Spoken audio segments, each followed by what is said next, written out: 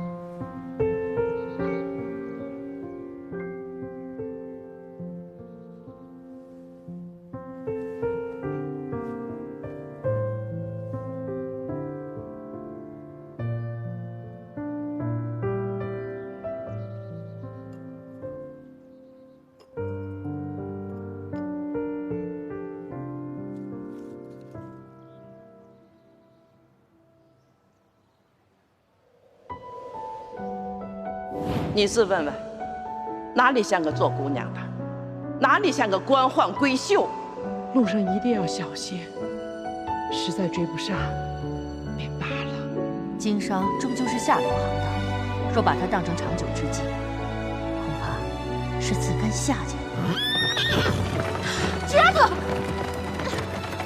这哪来这么多被子？给你你就躺下，问这么多干嘛？给你们家薄礼吃吧。省得被压着背书，可怜劲儿的。你莫要胡说了，你一未出阁的女子，怎能同那些商贾们讨价还价呢？以后你再也不要把银子给我了，我再也不拿钱了，横竖都是我错了。你就睡下吧，等你伤好了，把被子洗干净还回来便是。他们都是内宅女眷，是没什么本事，但独个遇到事儿了，回过头来，至少有人在家里等着你。替你着过急，有时候越是亲近的人，隔阂反而越深。就像隔了层纸，非等纸破了，才能看到彼此的真心。只要找到正确的那颗心，最终就能抵达去处。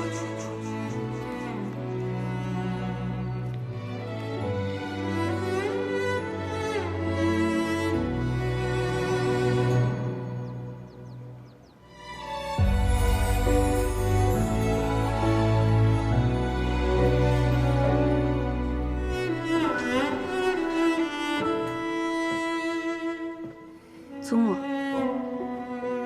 水丫头，今日可好些？好些了，有件事情想和祖母商量。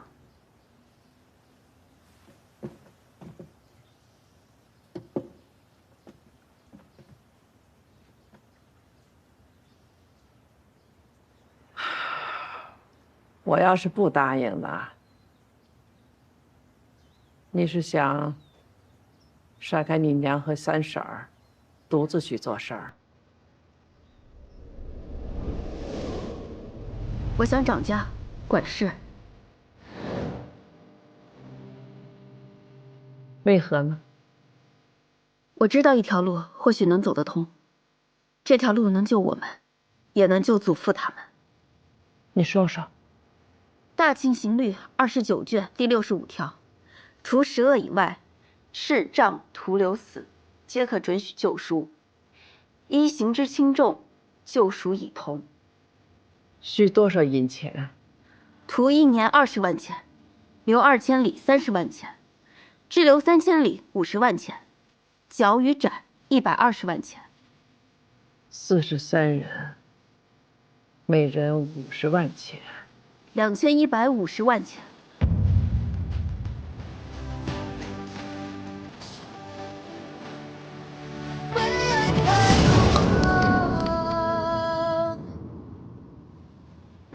2000多万钱？纸丫头，我知道你懂得多，也是一番孝心，可这个数，我就直说吧，就是痴人说梦。莫说如今这个田地，便是从前府里卖房卖地，算上老太爷、老爷几兄弟的俸禄，也绝计攒不出这些钱来呀。是啊，那只是姑娘年纪小，哪懂得您张家的难受啊？哎呦，我的大姑娘，现在皇都寻常人家，那夫妻俩日夜做工，每月只赚了1-2000钱，吃饭穿衣那剩不了几个子儿。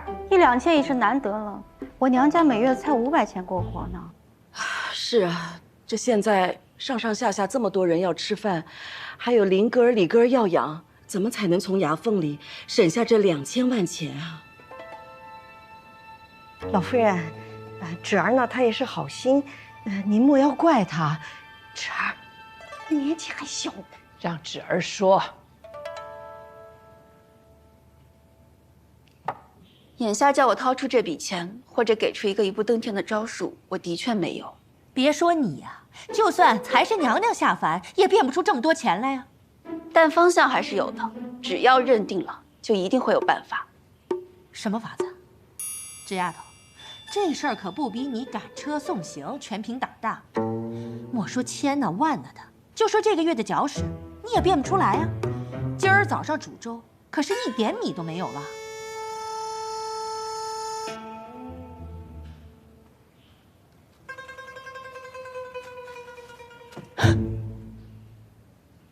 鲍夏，你带着银珠缠露拉上车去趟城里，把这个月的吃用都买下来，剩下的按照旧例20%分发给下人们当月钱。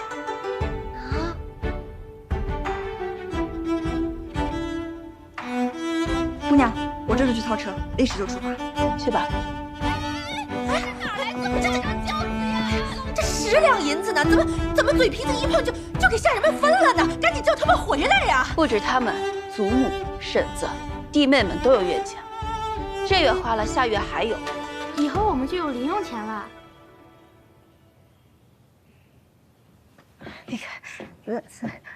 哎呀，你呀，你做不来的，赶紧给你三婶赔个礼，还请她掌家，快呀！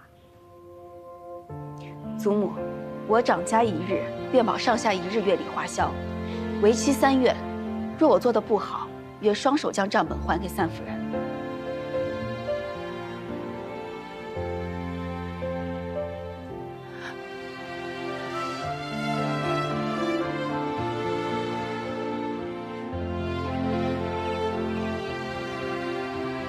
放晴了，昨儿还压着一片云头呢，许是昨夜叫风给吹散了。芷儿，过来。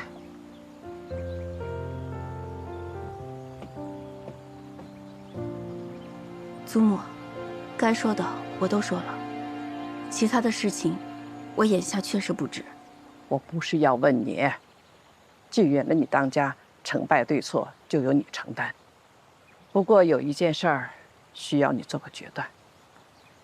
是同沈家的亲事。我孙女儿。祖母，请替我写一张帖子与沈家退亲，从此以后花家自谋生路，不依靠别家。我也明明白白长我的家，走我的路。这帖子我不写，我要亲自带你去沈家退亲。这丫头，走。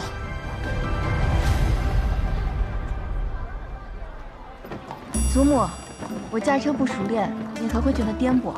挺好，想着晚上多给我加碗米饭啊。以前出门坐马车呀，都是有棚带盖的，窗户小憋闷得很。今日这一趟，一目千里，心里也开阔。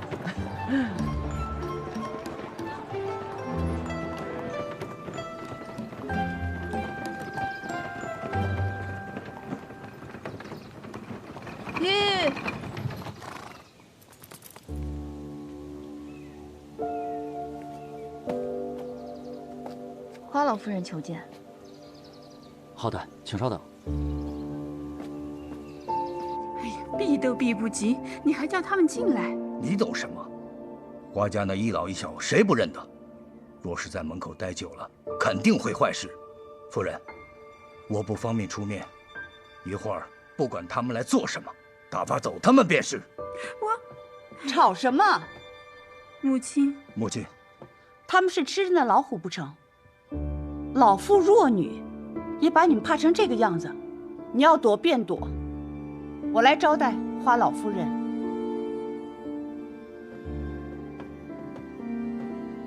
夫人，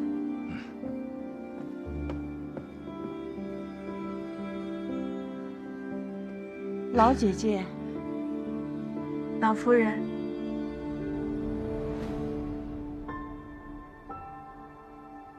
老夫人，这便是你家大姑娘吧？正是。夫人万福。老姐姐，大郎还未放衙，只能由我婆媳2个招待亲家，怠慢了。沈大郎步步高升，官家倚重，自然无暇招待闲客。这样也好，没了男人，咱们娘几个正好说说体己话。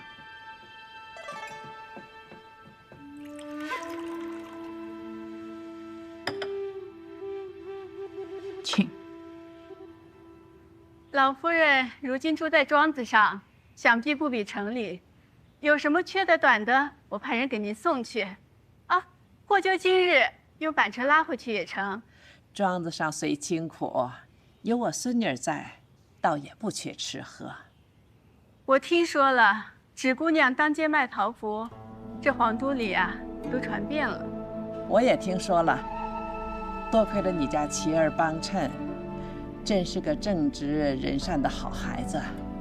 当年老太爷定下的这门亲事啊，没看错人。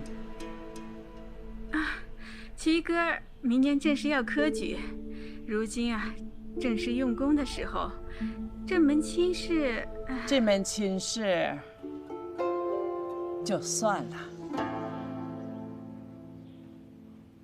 老姐姐，今日登门打扰，本是不该，可我觉得做人做事应该有始有终。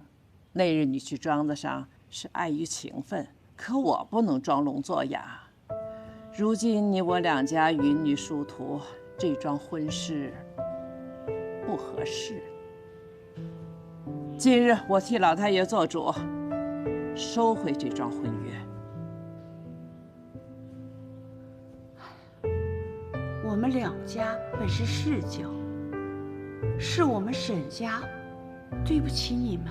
不过是时过境迁罢了。不过还有一事，当年议婚之时，你家随曹铁送到花家的礼物，都被抄没了，如今难以奉还。哎呀，不必再提了，有债必还。今日花家还不上，未必将来还不起。芷儿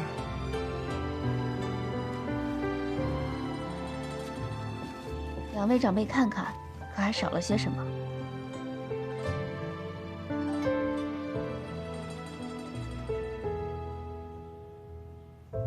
我舔言写了这张欠条，收好。老姐姐，你要臊死我呀！账是账，情是情。芷儿，我们不打扰了，你多保重，千万留步。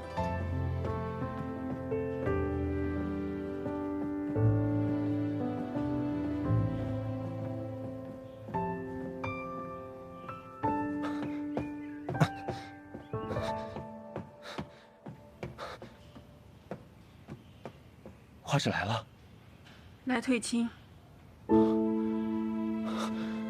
琪儿，花芷，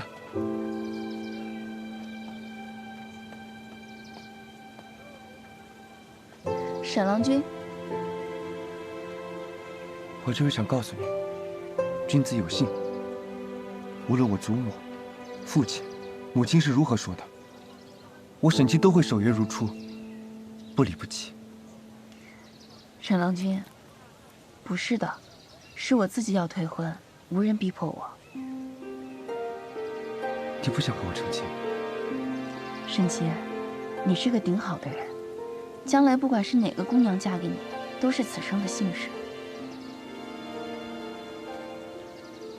多谢你倾囊接济，也多谢你买我的桃符，多谢你追出来同我说那番话，这一切我此生都会铭记。快回去吧。芷姑娘，那以后，我们以后还是朋友吗？当然是啊。走了。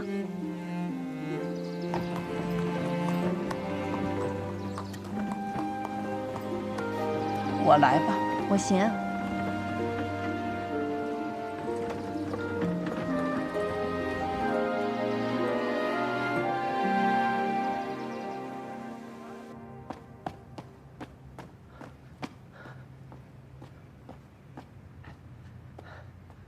操！难怪花家娘子不要女儿酒了，她今日和沈家退婚了。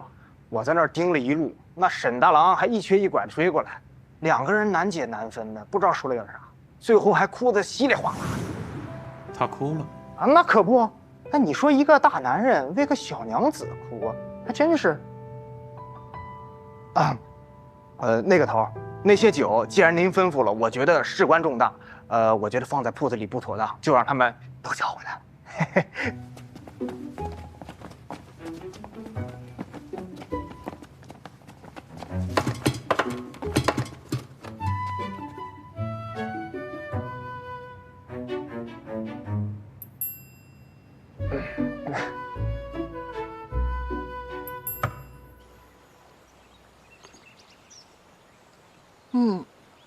福东做的越来越好吃了，把我舌头都养刁了。你尝尝。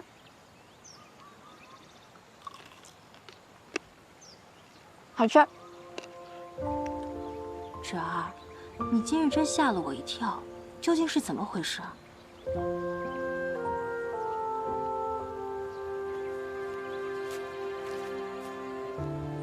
哪来这么多钱呀？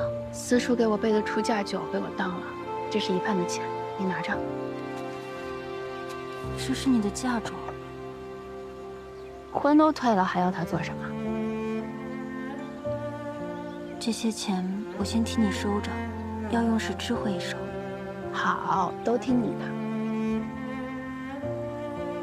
芷儿，值得吗？为了这一家子。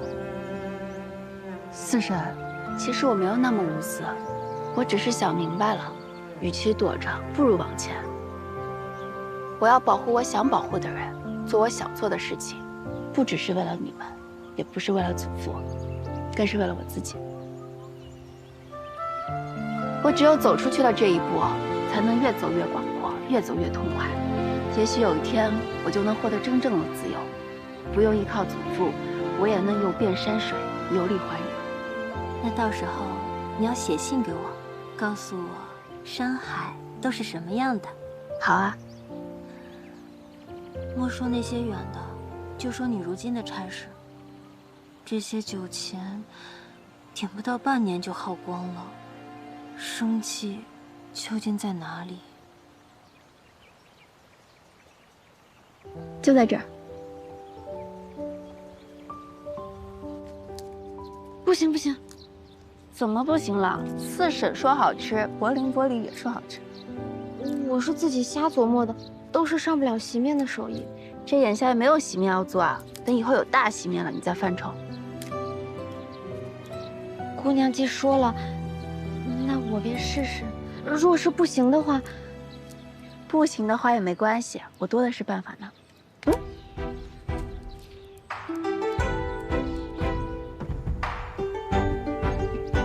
迎春抱夏，每日晨采红果，摘梗挑碱。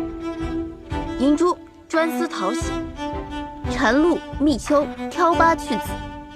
折桂负责添柴火，福东揭蜜做果子，做完才能各自去休息。这天气还凉着呢，用冷水淘洗野果，这种活你怎么不让你房里的丫鬟干？好，迎春报夏，那你们两个专司讨喜，你负责采红果。自今日起，做得好的月钱翻番，若有错漏，月钱折半。都去忙吧。是。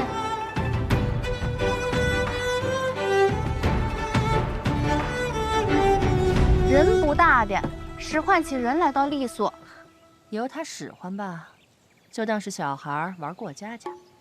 我也落几日清闲，待他碰了鼻子，就知道管家的困难了。这么多现钱，也不知他从哪儿来的。回头让宝珠问问，那这个钱要是来路不正的话，惹出很多麻烦的。哎呀，我呢就是有这操不完的心呢。走吧，咱们回去再睡会儿回笼觉再说。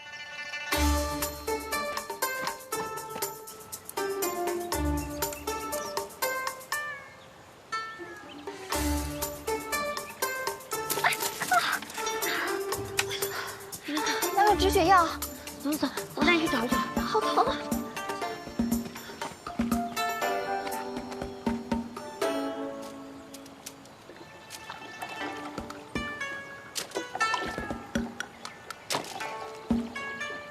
哎呀，这么多红果，都洗完我手都要冻掉了。地方挖好。哎，停！报夏，你这么洗不全坏了吗？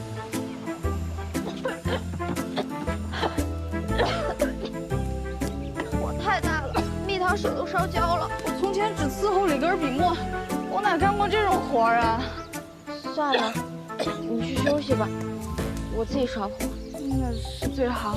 那谢谢福东姐姐。这个纸姑娘，真会变着花样糟践东西。嘿，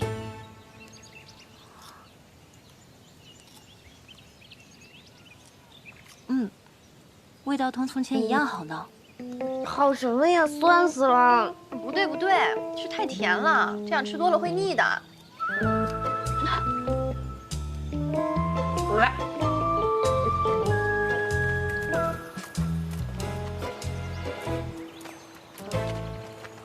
你们怎么都闲着呀？红果呢？姑娘，我刚刚去叫银珠和禅露，他们说三夫人的活还没干完呢，一直没回来，就没人去背红果。那就都扣一日的利钱。迎春，从今天起你就不必讨喜了，你就做个监督，有偷懒耍滑、出漏出错的都报给我。包夏，跟我去摘红果。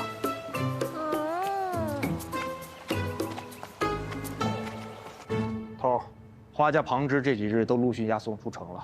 照您所说，要找的人应当是7、8岁。我把队伍里年轻的都审了一遍，没有一个人小时候去过灵王府。那书童既不在流放之列，便是家仆之类的。如今花家仆从散尽，想要找到他的下落，恐怕如大海捞针。花指回去也有2日了，不知道伤养好了没有？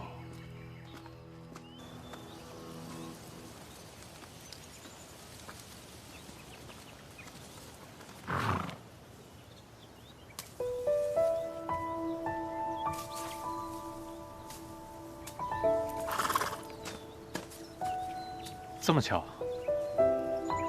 你怎么在这儿？哎，我认得你，你是那个当兵的。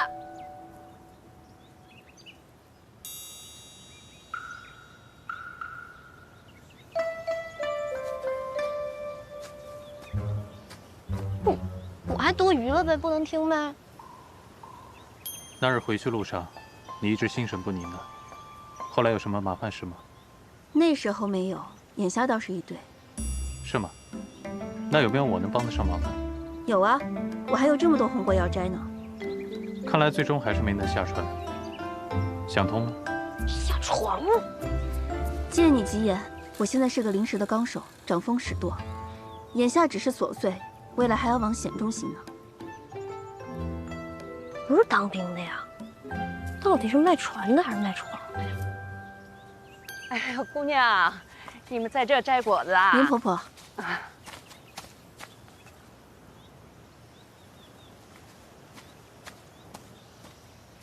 福东做了些糕饼，你拿回去吃，很软的。又给我们那么多好吃的。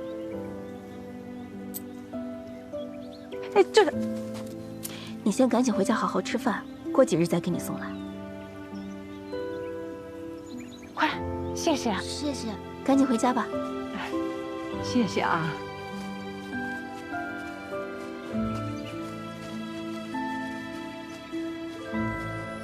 你认识他们？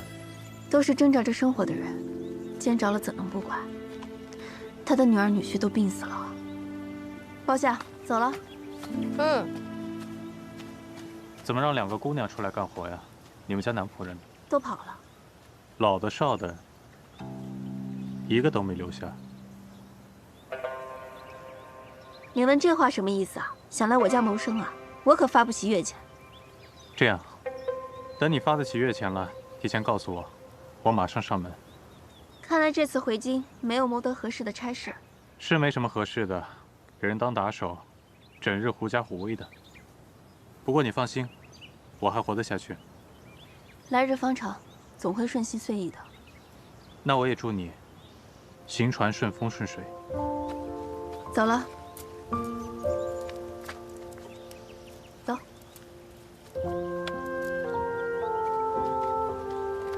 姑娘，我看他脸上那个疤，这不像个胡人。我不觉得。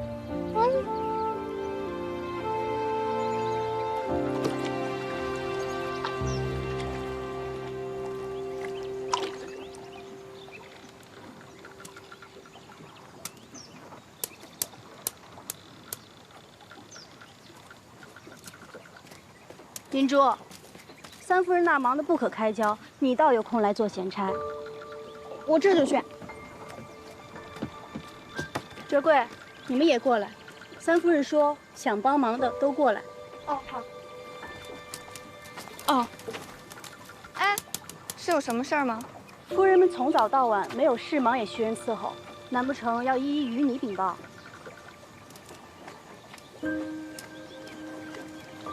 婵露，你的月钱可是大姑娘发的。迎春姐姐，求你别难为我了，我的身契还在三夫人那里呢。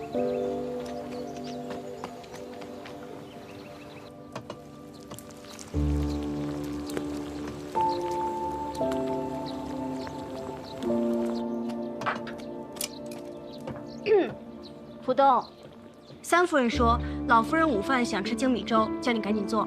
好，我现在做。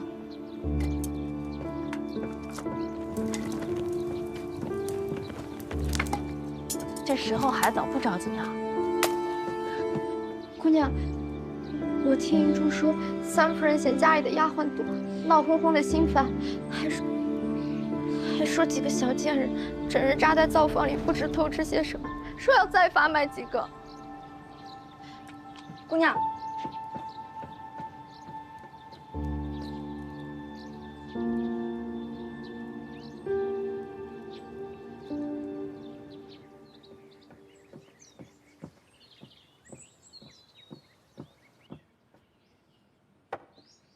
真是稀奇，当家的娘子亲来送饭。我又有事情要求祖母，自然得殷勤些。我料到了，说。祖母，先尝尝这腌菜。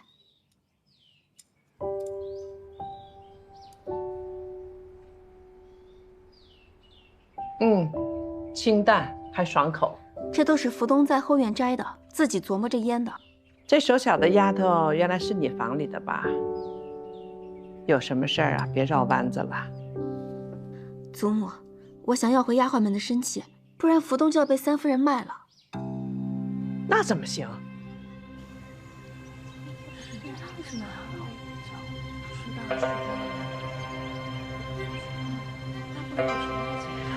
纸丫头，你把我们大家都叫来，到底有什么事儿啊？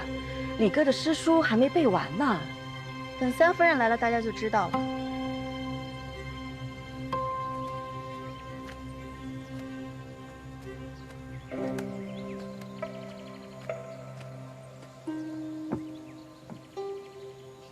纸丫头，自古船多不爱路，你倒好，算计到婶子兜里了。三夫人放心，今天谁也占不着谁便宜。婶儿，这么贵重的东西，还是请你三婶保管为好。娘放心，从今以后就用不着了。你们的生气都在我这儿。自府里被抄以来，奴婢、姨娘咱们互相扶持，彼此都是见证。这些日子你们很为难，我也都知道。但如今既然是我掌家，我也就不会再装聋作哑。无论是老夫人、三夫人，还是我，管得住你们的手脚，也管不住你们的心眼。倘若你们打从心底厌烦这里，不想干活，我留下你们也没有用。求大姑娘开恩，别卖我，我再也不敢怠惰了。大姑娘，别卖我们，我们以后一定好好干活。我什么时候说要发卖你们？我今天拿这些契子，就是要给你们自由。真的呀？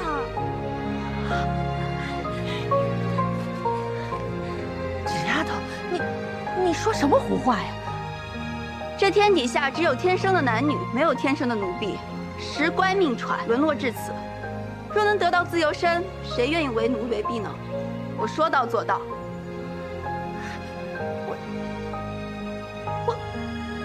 我费尽了心力去调教这些丫头，好不容易她们都不逃跑了，你上下嘴皮子一碰，这就什么都没了。那三夫人以后就不必劳心了。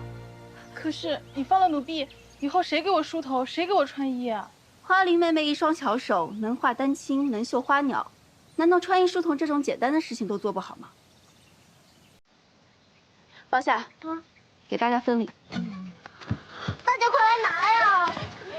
你不说，再拿这个是我的，是我的吗？你这丫头，你是谁疯了呀你？你们。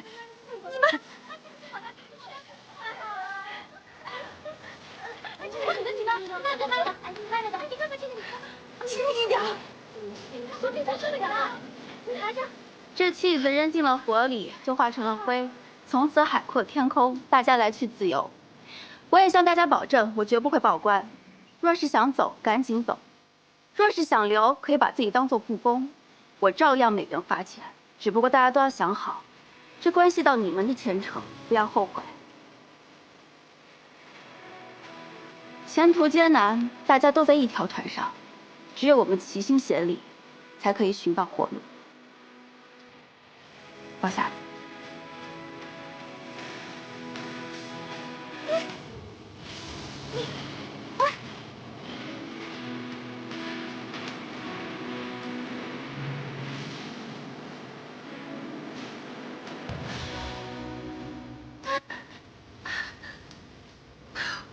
我这一把年纪呀，今天看见了这个稀奇的事儿，志哥，好样的！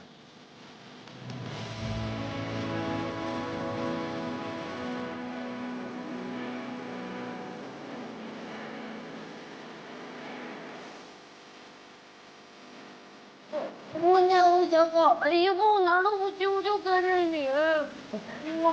我也不走了，还在厨房做事，行不行？好。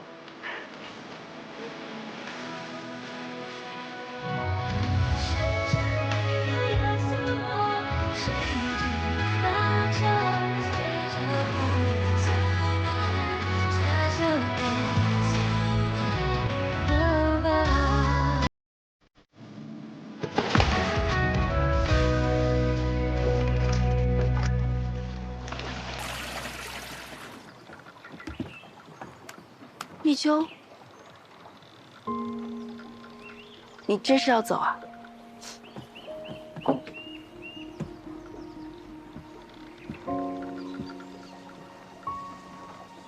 小姐对立秋的恩情，立秋都记在心里。可是我，快起来！你这离了庄子可有地方去？我哥哥在永州有几分田地，我母亲也在那里。好，你去找迎春支上一份钱，路上小心些。姑娘，姑娘，走走吧，你哭给谁看呢？真是。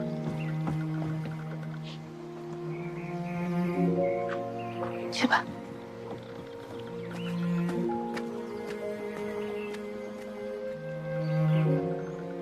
给。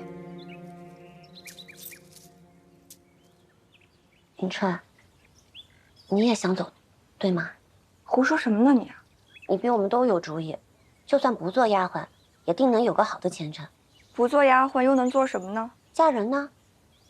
你长得俊，嫁个种田的、打鱼的，饿不着肚子。若是能嫁一个行商的，说不定日后还能穿金戴银呢。迎春，我先走了，你也快收拾收拾吧。保重。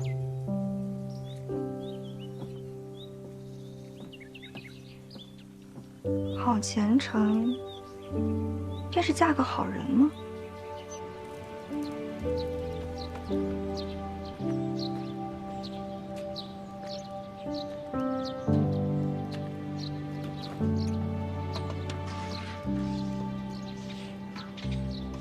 迎春，姑娘，我一直想问，这段日子我们洗红果、煎红果，究竟是为了什么呀？本想之后跟你们说的，包夏他们还不知道呢。待福东把煎红果的方子定下来，咱们就拿去城里卖。啊，这红果城里人人都认得，是无人吃的烂件东西，怎么会有人愿意花钱买呢？你只管做得好吃，掏钱是他们的事。姑娘，然后呢？9层之台起于垒土，咱们从卖红果起，一步步把生意做大。姑娘说的法子，便是从今往后举家经商。这用贫求富啊，农不如工，工不如商。咱们既要赎回祖父，只有这条路。行商就好比行军打仗，从前你们都只在内院做事，以后都要做带兵的头领，冲锋陷阵。咱们一起在皇都闯出一条路来。好，我陪姑娘一起。还有我。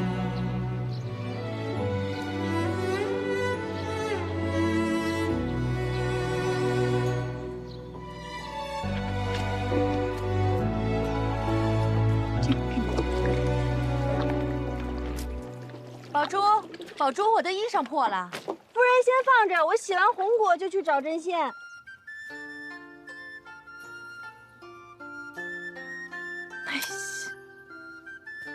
银珠，快来帮忙！哎，来了。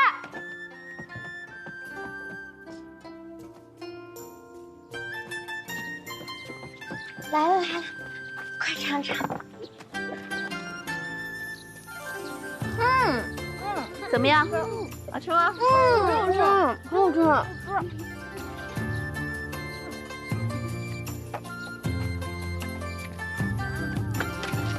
好吃啊，夫人。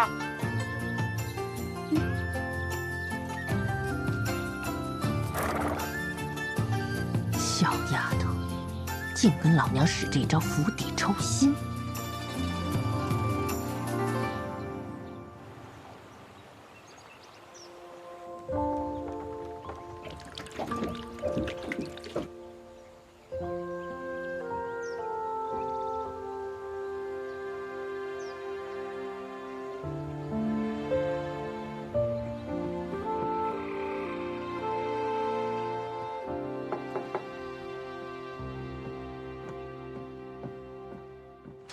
三夫人，夜里总听见老祖宗您咳嗽，苏嬷嬷耳背，我这几天就在这儿睡，好伺候您老人家。